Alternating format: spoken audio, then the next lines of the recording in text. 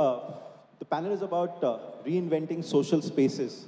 And I remember when the mall journey started in India, the first time uh, people started coming in thought process of what malls are going to be in India. They said this is since we don't build parks in India and there is no money in the parks, we'll go build malls and people will come here and spend time. And today, it was earlier about putting stores and making these malls glitzy to get people in. And today we are reinventing those malls and trying to say that these become community spaces. And you know, Jen, a very, very impressive presentation and the way that you guys are trying to rethink on a regular stage and particularly a lot of kudos to your team as well in terms of how you're looking at reinventing retail and making very consumer inclusive as well. So to look at it from a change which is happening perspective, and let me start with you, Rajneesh, because one of the first developers to come up with malls in India, one of the first ones to develop malls in India. Tell me, how is the journey changing of the shopping centers in the how are you seeing the change happen? Because I think today there is a whole new segment of retail which is opening up. There was always either big box malls or there were high streets. Now there are community centers, high street retail, neighborhood retail, and we're seeing a lot of these things come up, but ultimately it's all about customer engagement, putting the right brands in. But from an experience standpoint, what is changing in these shopping centers? I think in 19 years, because Malad is running 19th year of operation, and uh, if I look back when we started in Orbit Malad, it was about a new thing that customers saw it first time. Not of lot of novelty value to go to a large enclosed environment where all the shops are under one roof, and it worked for that because it had certain sense of novelty. It was new. We saw people struggling to get onto an escalator, getting down onto an escalator. We still see it in certain micro markets that people are struggling to get onto an escalator, but over the years, I think, and I was telling Shirang Sarda that you have planted a new thought in the mind, and it is spinning that what business we are in. When I look at the journey, the novelty faded in 2010, 2011. 6, 7 years, we saw more and more malls coming in, people getting familiar with this, and then there was a need to say what new is happening. Why should I keep going back? And today, when I look at malls, is largely about how do I get people out of their home and give them something that they look forward to. And shopping and selling is not the first thought that comes to mind. The first thought that comes to mind is how do I get people out of their home? How do I make them come out and start looking at life differently? To me, when a lot of journalists call and they say e-commerce, and I think to myself, I said, is e-commerce my competition or other venues which are pulling people out of their home and taking it away from the mall is my competition? Is an IPL match my competition or e-commerce my competition? So to me, so far, all of us put together are able to make that habit inculcate to come out of home and to look at life differently.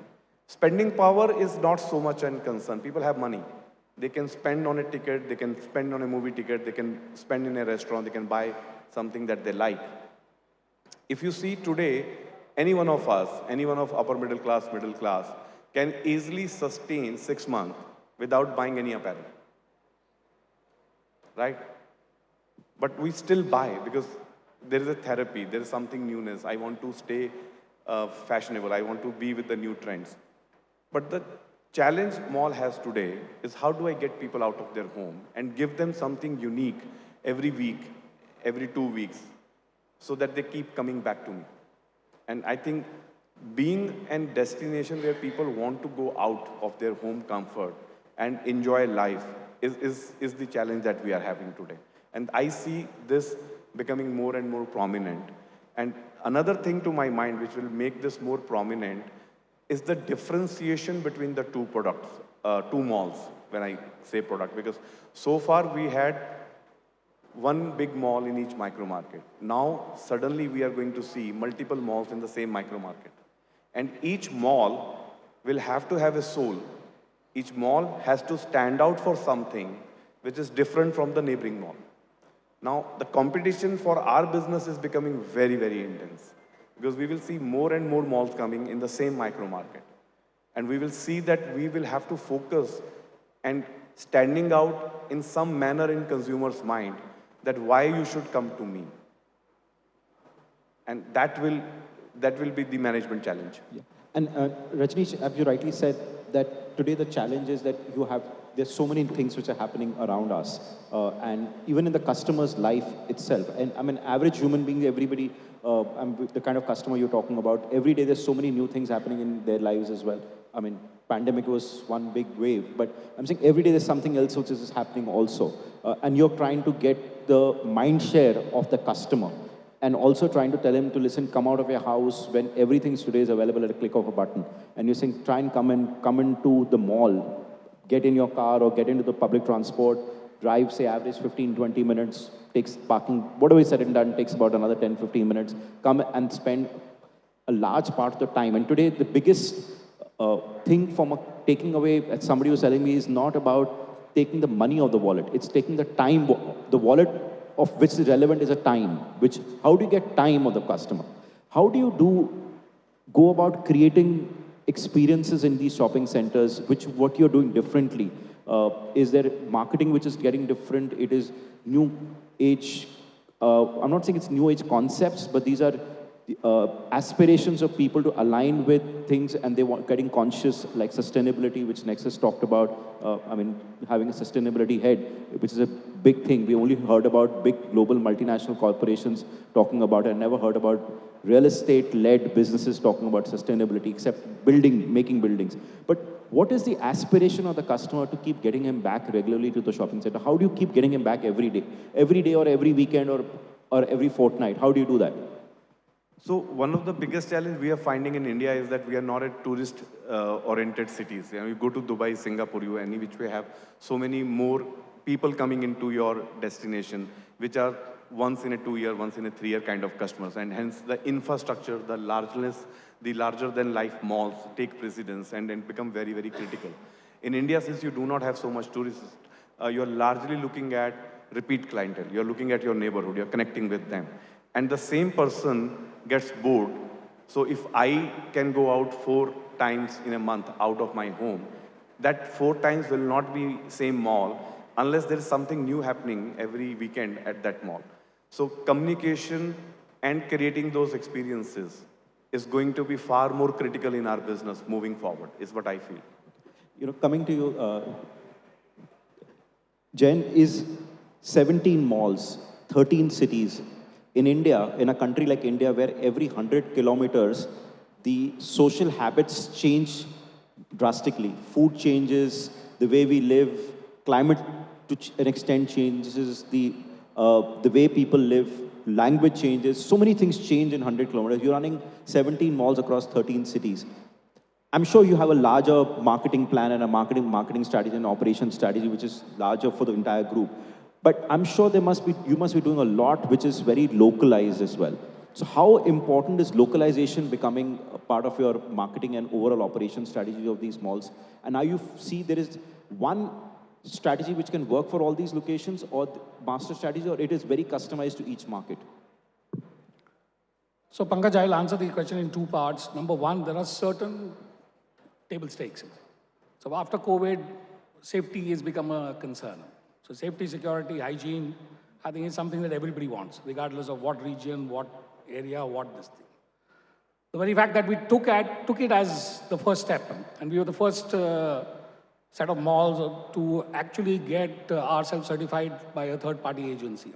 That, I think, helped a lot for building customer confidence back into the game. Today, I think our malls are already IRF certified or trusted certified. So we're the first ones to go about that particular thing. We understood that concept. The second, when you talk about localization, it has always been localized. So for example, even when we had 2 malls, when we started with the first 2 malls, let's say Ahmedabad and Amritsar, both diverse locations, very different in its own this thing, and we had understood the way and how to treat both the customers' profile very differently. So by then, I guess we already knew. The only things that we kept which was standard was the fact that you come to our malls, the hygiene standards are of top class. The service standards, let's say when you're talking of parking, then we always had good parking facilities. We always ensured that these service standards are always maintained. Things like which are now taken for granted, whether it's wheelchairs, prams, whether it's making the mall free for circulation and all that, were something that we did first. Now today, I guess everybody does it. Everybody has a kind of a formula for it. The events, yes, Pankaj, obviously they were different then, they are different today. So example, somewhere, Navratri is very big, let's say in Gujarat, whereas Dashera is very big in Mysore, or let's say Diwali is very big in the north. Everyone has a little different this thing. And the marketing programs are already queued in to cater to that. So yes, and India has always been very festival-led. You see that purchase is also festival-led, the events are also festival-led, people coming out is also festival-led. The other interesting thing that we have noticed is that after the pandemic, people coming out, I'll just take a cue from Rajneesh, is now led by even the movies that are being launched. So that's one of the best things that I think we have got. So I guess, and the very fact, and one very interesting phenomenon that has happened, that Pushpa, RRR, and KGF has taught us that movies from the South can be bigger hits in the North than they are in the South.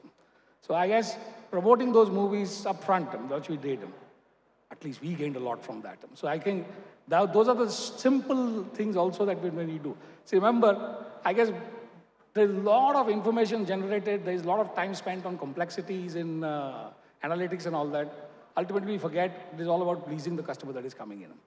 And as long as we have that positive vibe going by doing these simple things right, I guess everything. But yes, two stable stakes and localization, but obvious.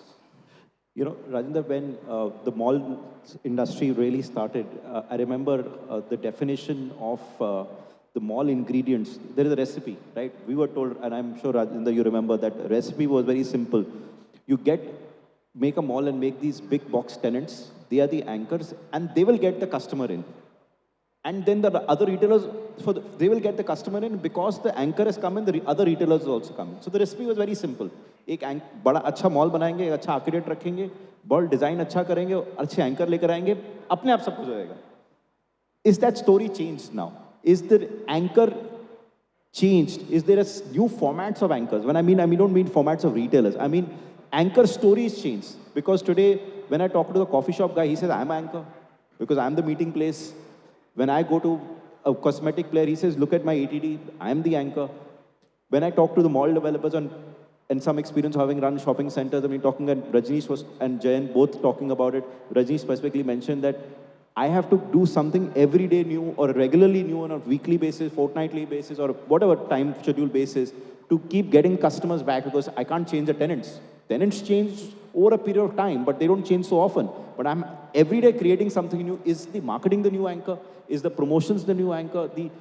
As Jayan mentioned, today maybe your hygiene standards, parking spaces, accessibility, operations, which is what I'm talking really putting it under one framework is key is the quality of operations the key anchor. So what is the new anchor in the malls now? Or is a mix of a lot of these things? Good afternoon, everybody. The only thing constant is change. What was true 10 years ago is not true today. And what will be true 10 years ago is not what it is today. See, the customer has also evolved in the last 10, 20 years. He used to go to a temple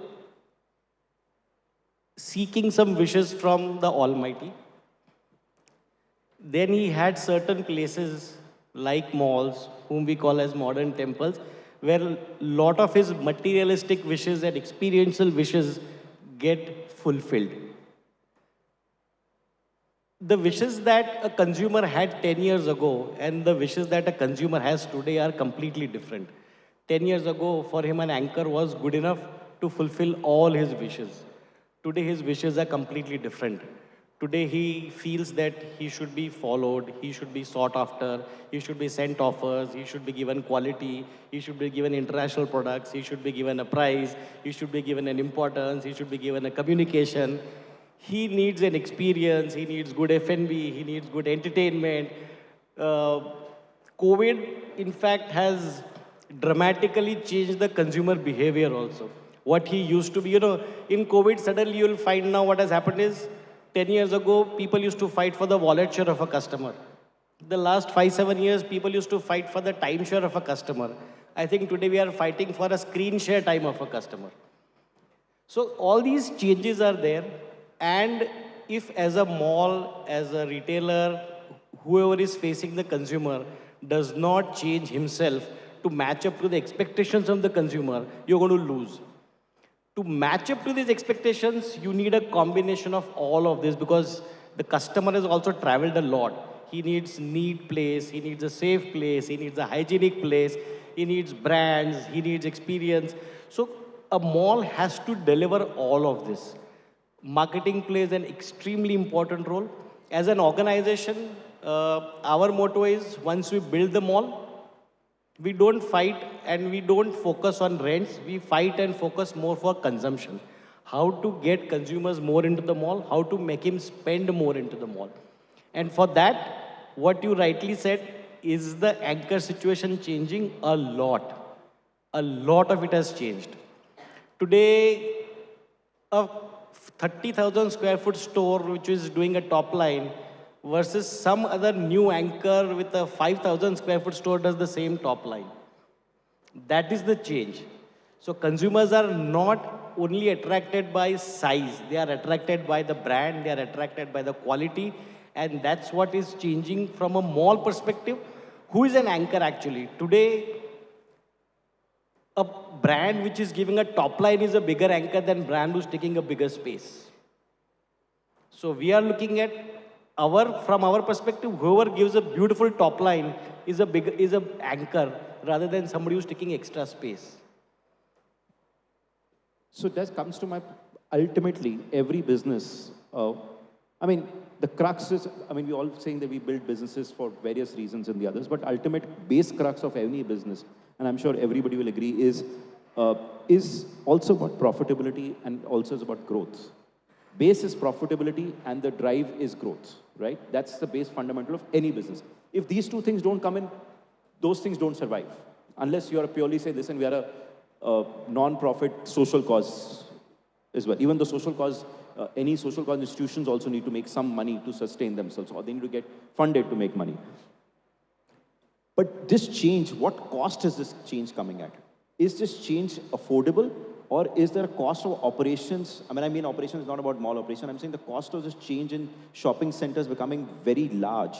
And the investment is now moving to investing in these new age changes for the customer, because earlier we used to talk about and saying, the rentals of a larger format storage has to be lower and a smaller format store has to be higher. But you're talking about and saying it doesn't matter today, it's about who drives more consumption. And Jen talked about creating experiences as well. And that's coming at a cost as well. So is the revenue model of the shopping center changing as well? Beyond pure rental model. There is no doubt that the costs for shopping center operations have gone up dramatically higher, because everywhere, every step that you take is going to cost you money. The rents, I don't think, or the revenue share models that the retailers are doing with the malls are matching up with the costs. But the catch lies, which I explained to you, is not by pushing retailers to increase only rent as a business model to increase my profitability, or to reduce my cost to increase my profitability. I think the art lies in actually ensuring that consumers come there and shop and increase the consumption of the mall, so that the retailer also benefits. He gets better margins, I get better revenue share, I get better margins. So the effort should be from a perspective how to increase the top line, because at the end, money will come only from top line. Costs have gone up. To match that, you have no other choice but to ensure that your top line of the mall goes up. And that is the only way to sustain. Otherwise, the mall will suffer a challenge, the retailers will suffer a challenge.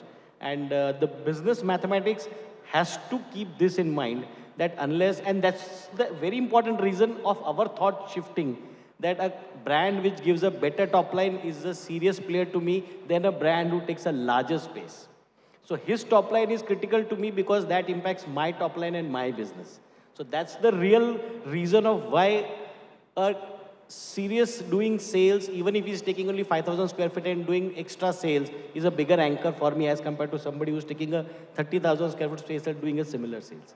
That's the change in business model. And that's why all these new changes are impacting. Given this situation, what has happened is because we have moved to that logic of the higher the sales, the better the brand, it is not impacted the business model because the profitability has been sustained till now. Going forward, I don't know what changes will impact, but today that is helping us out to ensure that we remain profitable.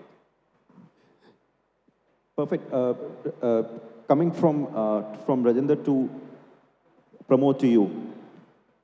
I mean, if you look at any shopping destination, typically the largest occupier is always been the cinema, right? In terms of space, in terms of even driving the top line of the shopping center, even driving a large footfall, because when a big movie comes in, if it's a 2,000 or 1,500, 2,000 seater cinema, the amount of footfall which you draw in, and also making a big difference to the quality of the shopping center as well. But cinema industry has always been, at every regular interval, correct me if I'm wrong, there has been some new challenge which you've always faced. Sometime back, profit share margins with the distributors was a challenge. Then the regulatory challenges which keeps coming up in certain markets, or ticket cap pricing. Then content, because you're not controlling content. Content is, you're taking content from the industry because you're not producing the software yourself. The software is, somebody else produces the software. You provide the hardware or the experience or the exhibition space for that. But tell me, is the revenue model from a cinema changing significantly? And also from a customer perspective, how is the customer behavior changing from cinema? Because suddenly we have a new wave, as Jayan mentioned about, that earlier South Indian movies doing anything outside in North India was never, maybe one or two odd Bahubali kind of movies got dubbed, did exceptionally well. But suddenly there is a new age of South Indian movies doing extremely well in North India. So that means the customer preference is also changing as well. So two questions really to you. One is, how is the customer experience is changing? And secondly, how is the revenue model also changing alongside for cinemas, for shopping centers?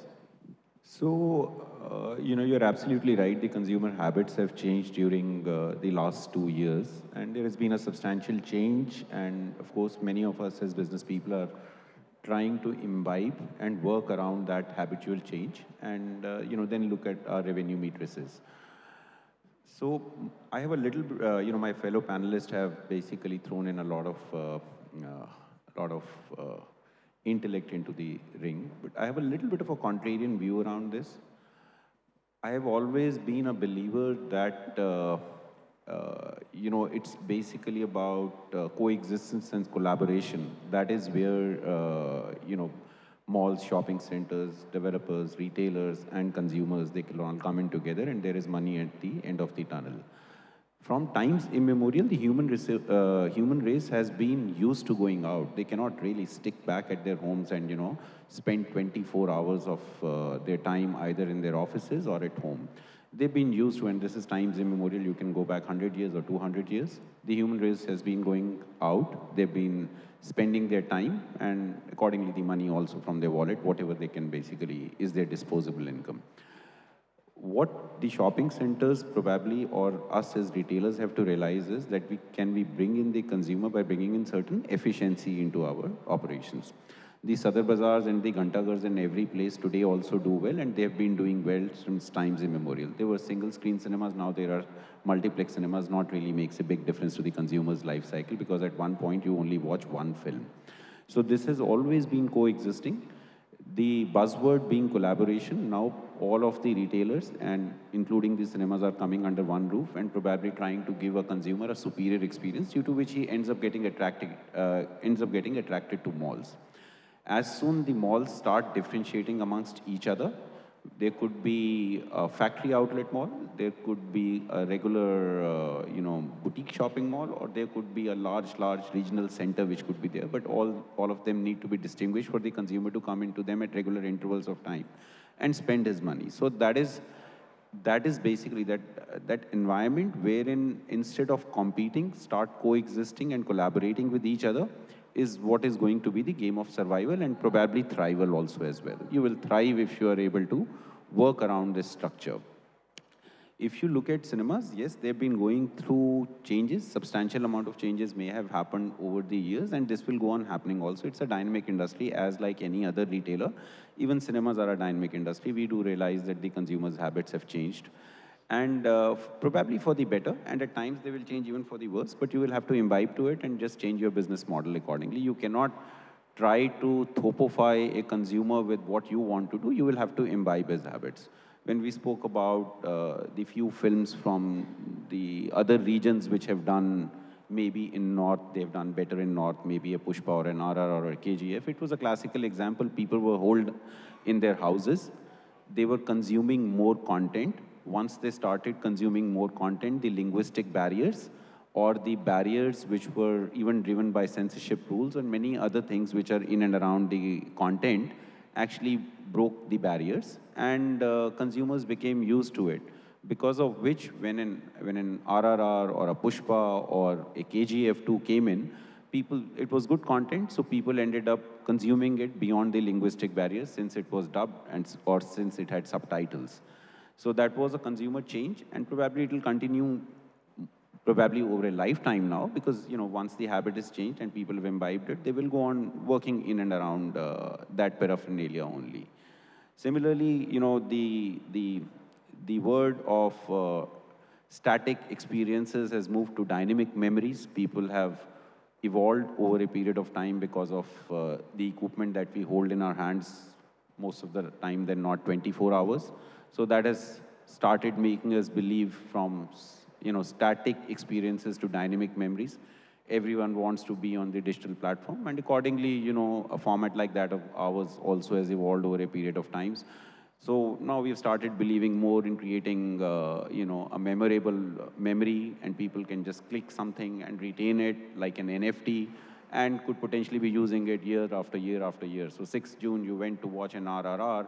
Every 6th June, you end up putting up a post that, hey, do you remember? And it's after 10 years also that post is valid. So it's become a dynamic game wherein you end up creating these memories for the consumers.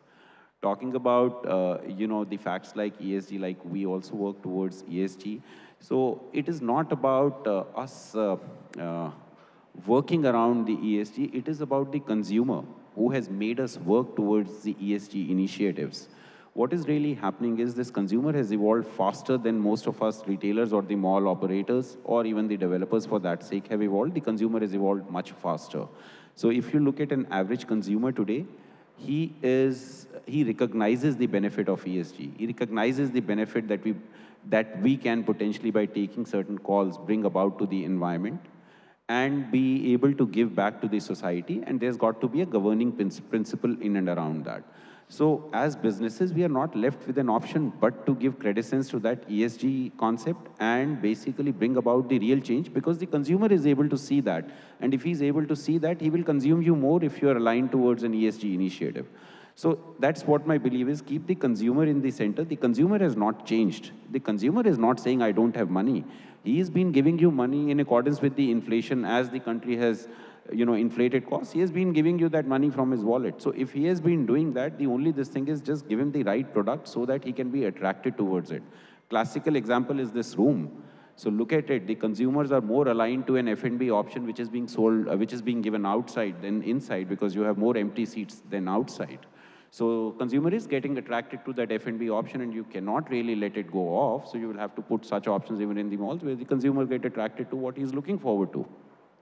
So what I understand and gathered is clearly is the the industry is dynamic. We will continue to get new, there'll be external, internal factors will continue to affect the industry. One thing is there is consumer preferences are changing and will continue to change and will continue to adapt. But what about the operating model of a cinema today? The operating model I'm more talking from a Jayesh and Jain and a Rajneesh and a Rajendra's perspective to understand how is the cinema operating model going to be changing in the future in terms of format sizes, in terms of financial matrix, in terms of what they bring to the shopping center. Because ultimately their profitability is also dependent on culmination of all of the retailers who, what they bring. You know, what is really happening in the industry is, and it is again a need. You just cannot basically survive unless you go on innovating and go on investing on newer and newer formats, which makes this consumer static experience move to a dynamic memory. In accordance with that, you end up investing. But my take is very simple around that. The consumer is ready to pay, and that is why you're investing into it. So consumer is paying, so the profitability matrices actually remain the same if you go on constantly innovating in accordance with the needs of the consumers. And at times, you cannot only be dependent on the feedback coming in from the consumers. You have to anticipate what he's looking at and then give him that product, and which is what many of us as retailers end up doing. We try to anticipate what the consumer would be seeking and try to give that product. If we succeed, then we are able to get the profitability matrices right there. If we fail, then we stumble and stand up again and then do another innovation and try to bring that about, just to answer your first part of the question. The second part, wherein you said the coexistence of us alongside with our development partners in terms of what rentals, what sharing that goes.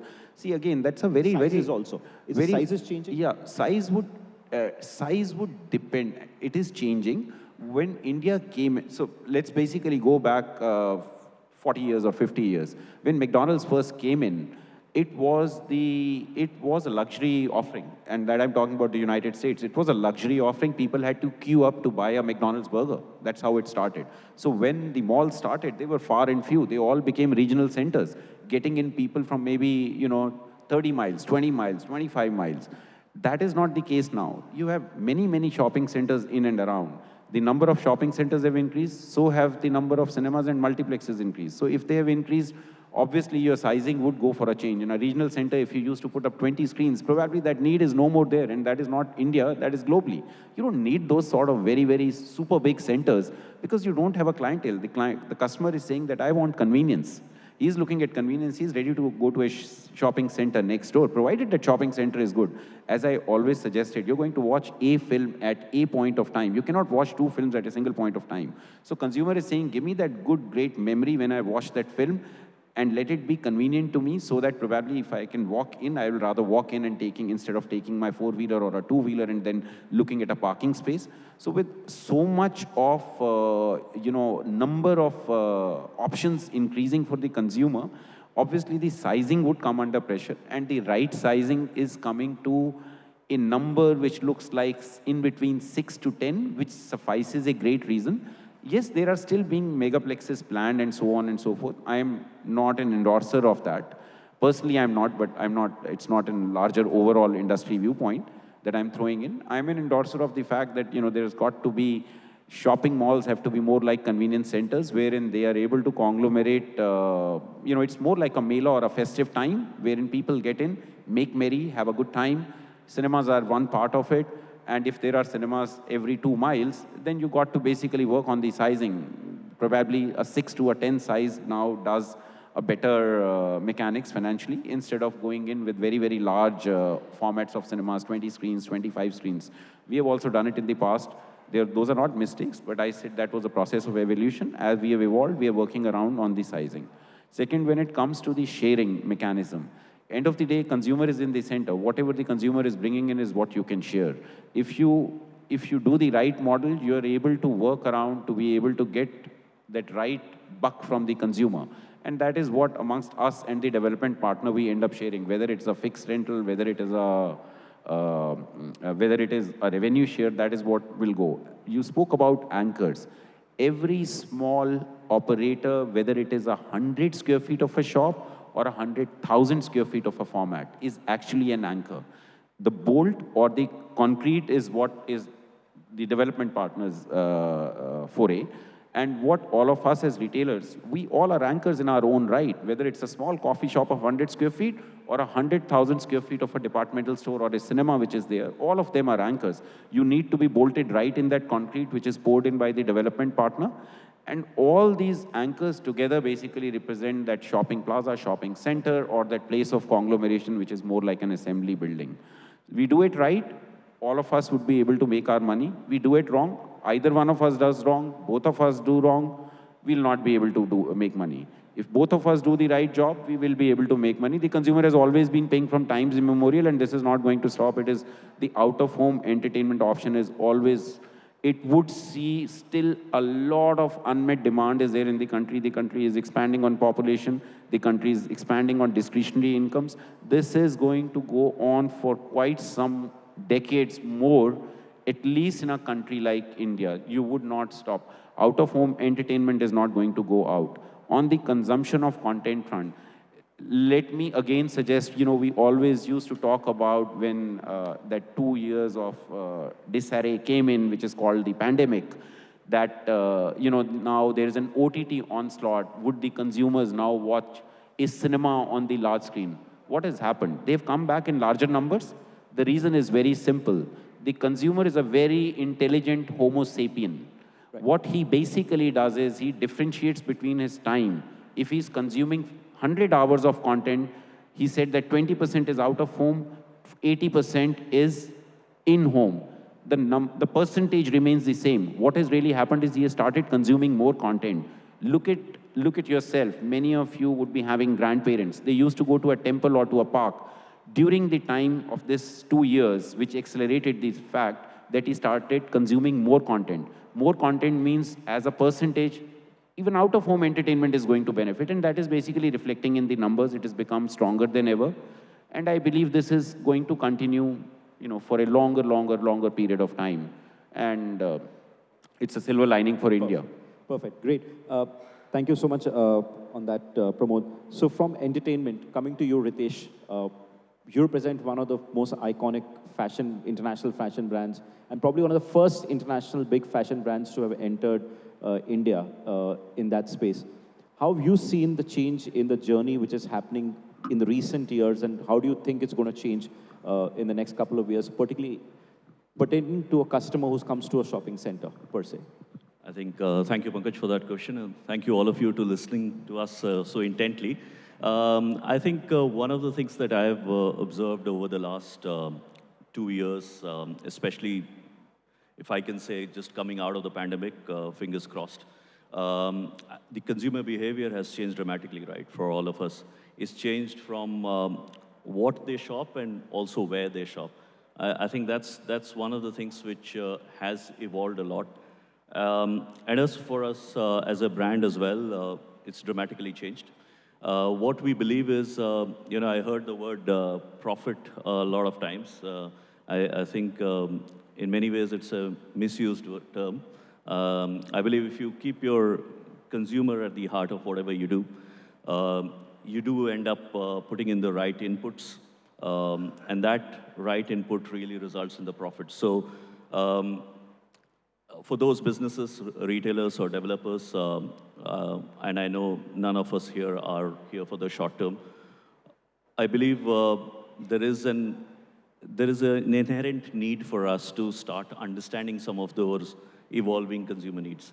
For us as a brand, obviously, it's meant bringing some level of speed and agility in terms of what we do. It's also been a little bit around, addressing our core customers. There are multiple channel opportunities that any retailer or any brand gets. It's all about how you're reaching that customer, because that customer is shopping everywhere. It's not only through their neighborhood malls, online, or their own websites, etc. But I think it's critical to bring those changes in those specific brands as well.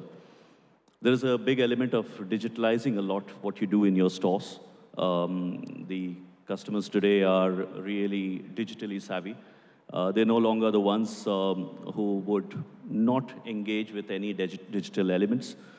And some of those aspects are absolutely critical. And as a brand or a retailer, if you do not evolve quickly in terms of addressing that specific area, you're going to be left behind. So I think it's a combination of those two factors. Perfect. Great. Coming from you, Ritesh, to Vishal, PUMA and similar brands, when we always look at it, we put it as a category of athleisure, and we always connected it with sports. I mean, in the recent times, the kind of stores, particularly PUMA, has been putting up lots of digital screens. The format looks to be changing and becoming more of a lifestyle stores now. So what is driving this change for brands like yours from moving, I mean, definitely your core will always be athleisure, but becoming a lot more lifestyle oriented. And I can see both Ritesh is also wearing a fashion, he's also wearing a PUMA shoe. Where I remember going to a PUMA store was always buying my kids for running or for a sport and not wearing it on a dais and coming in today when obviously consumer behavior is changing. But what's driving you to change the format of your stores and what's driving the change in the brand itself? Okay, so what I agree with Ritesh that I think consumer first is I think the mantra which a lot of us are following. We believe that the consumers are actually channel agnostic. What I feel is that a consumer would like to make his transaction most economically and in the most efficient manner. And whether it is a physical store or whether it is a digital e-commerce player, he would choose wherever he finds the best value for money. So I think, and post-pandemic with the consumers becoming more aware of health, I think the athleisure brands are actually reaping the benefits. And what we all believe is that consumer and experience, I think these are the two pillars on which we could probably go forward in the next couple of years. We have experimented with some of these experience centers in some of the key stores. For example, we have brought in a F1 simulator. Actually, it's a completely customized or developed racing track on the streets of New York. You enter into a PUMA store, you get styling tips from our F1 ambassadors, Lewis Hamilton and Max Verstappen. You race alone or against a friend of yours. So actually, it's a thrill of racing, F1, which normally a consumer would never experience. Then we have tried to bring in a state-of-the-art printing and embroidery machines. Basically, we feel that personalization is going to be really huge. People would like to wear or flaunt a personalized T-shirt or a shoe. So these machines could probably enable a consumer to choose from hundreds of designs, and the personalization happens in front of him in a matter of minutes. So I think these are the two areas which I feel that consumer, if we take all our decisions, keeping the consumer into the front, basically we should not think that what we need to do. What I feel is that what we should first, before taking a decision, what we should always believe is that what as a consumer I would want to do. For example, I'll just give a small example that we did some kind of reviews which we keep getting from those visitor books and the comments which we got from our retail staff that exchange and return is probably one of the biggest pain points in Indian retail. Absolutely. So, sorry? Absolutely, and I completely agree with the consumer. So basically, as well. and what we realized was we empowered our sales team that they don't need to ask the ARM. पहले वो एक hierarchy होती है कि the store manager will typically tell you, oh sir, you leave the piece to me. I will discuss with my ARM. The ARM will discuss with the regional manager, and then somebody else will take a call. The customer is calling for a week, and he's getting hassled. So we have said, ki, you guys take the call. You exchange the product. And then we are the only mono-brand store which actually decided to completely refund the money. कि भैया आपको पैसे लेने हैं पैसे ले लो, voucher लेना है voucher ले लो, exchange करना है exchange कर लो. So empowerment of the customer at the store level is becoming big key thing. So it's about experience per se. So coming to you, and this is probably coming to you last, Sanjeev, being human, and homegrown Indian iconic fashion brand. And I mean, you consider yourself as a fashion or a lifestyle brand? Fashion brand. And now going to global markets as well. What are you seeing the change, particularly in the urban customer? Because I would say today the malls are the biggest influence in the urban market today and are becoming the fashioned runways for any big brand today, because that's where the most display is happening. Apart from what they consume on media and the others, that's where you see what's happening. So I'm saying from that perspective, what's changing in your brand and how are you looking at it? Sorry. Should I speak or? Sanjeev. Thank you so much for calling me. Okay, just quickly, I think we've run out of time. So look, the way we look at it is very simple. We first define what our purpose is. You know, every brand needs to define its purpose. What do we stand for? We connect that with what the mall or the shopping destination's purpose is, because connecting with the consumer, whether it's a micro market or is it a mall for the city or for that particular zone, we connect to that. because profitability for us is extremely important, as well as relevance to the mall is also very important, right? That's one part of it. Second part is very simple. We not only focus on tier 1, I mean metro and mini metro, we are extremely popular in tier 2, tier 3 as well, okay? And fashion, as far as I can tell you, fashion is way more accepted, also accepted in tier 2, tier 3 in today's date. And we see a large amount of business coming from there. As far as global market is concerned, I think we have to understand that we come with a humongous amount of CSR background. When every single SKU that we sell, there is a percentage which goes back to a lot of initiatives that we do. So from that angle, I think the acceptance of that CSR angle is extremely popular abroad. People adapt, understand, and contribute to that. So, yeah. You know, one common thread which I've just been able to pick up, I just want to sum it up, is today the customer is more evolved about just picking about profit. And Jayan talked about in his session about sustainability. You talked about CSR. I think these are new things which we are probably have picked up from this session about apart from profitability. So it's very simple. Yeah. See, I agree with whatever Rajneesh and the rest of them have said, because until and unless you do not connect with a purpose, you build the best of the shopping destinations, you build the best of the brands, it's not happening. Today when I walk into Marks and Spencer, there is a certain sense which comes over myself when I want to shop in a Marks and Spencer.